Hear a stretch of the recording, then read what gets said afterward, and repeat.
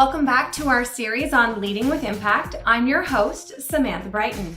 Today, I'm joined by accomplished author of over 100 titles, public speaker, and co-founder of the Orlando Magic, Pat Williams. Over Pat's diverse career, he has faced many challenges, not only professionally, but personally as well, as a father of 19 and a cancer survivor.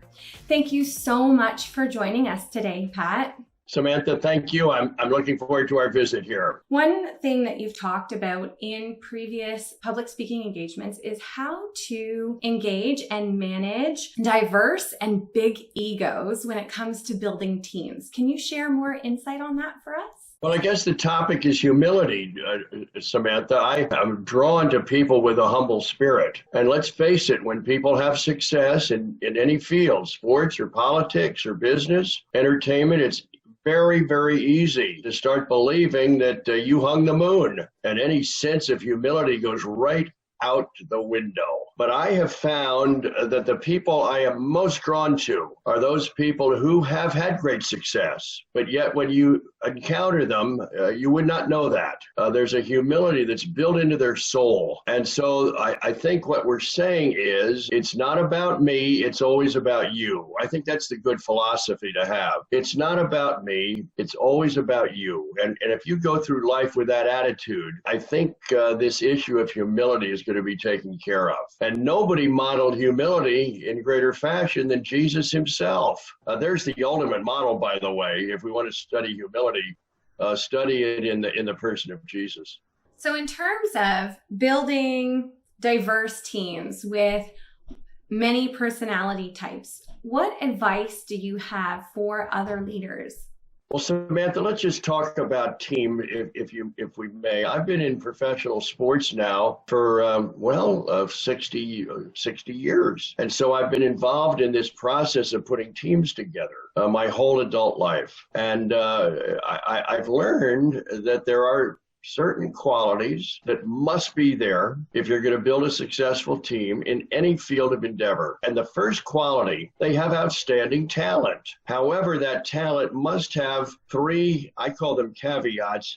Number one, is that talent coachable and teachable? Talented people, they must have a teachable heart. Secondly, is that talent understand its role? And do they accept the role? So when you hire a talented person in advance, they must understand what their role is and what's expected of them. Not everybody can be the ace quarterback. There's got to be a backup quarterback, and there's got to be a third string quarterback if the team's going to be successful. And then thirdly, great talent must learn to be a great teammate.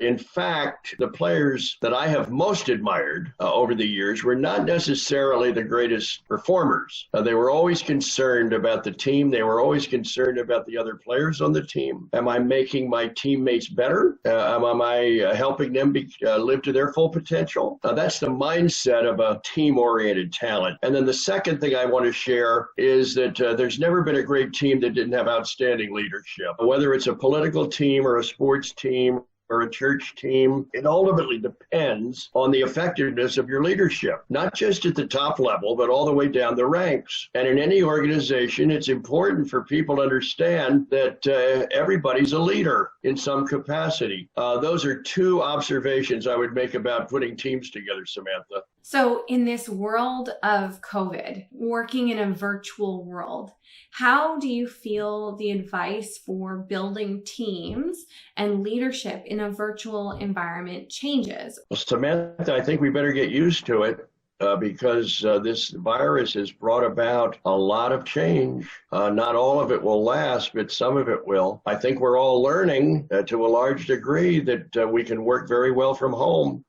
So once we get through this, and we will, it's going to be very, very interesting how many there long-lasting impacts there are. Well, it's unprecedented. The world has never seen anything like this.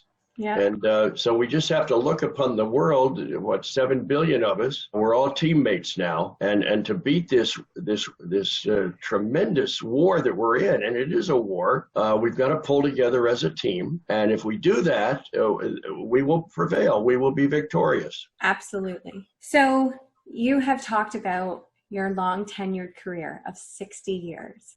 And so what advice or what kept you motivated as a leader and as an individual in a leadership role?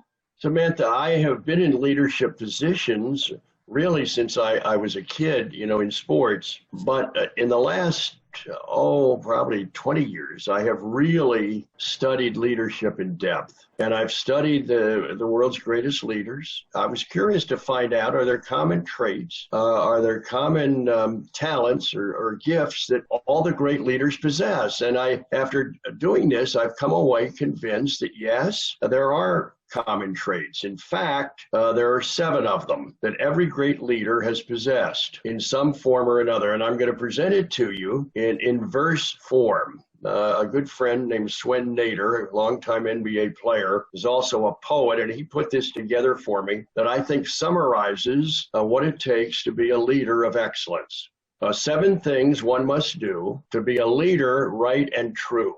Have vision that is strong and clear. Communicate so they can hear. Have people skills based in love and character that's far above. The competence to solve and teach. And boldness that has fearless reach. A serving heart that stands close by to help, assist, and edify.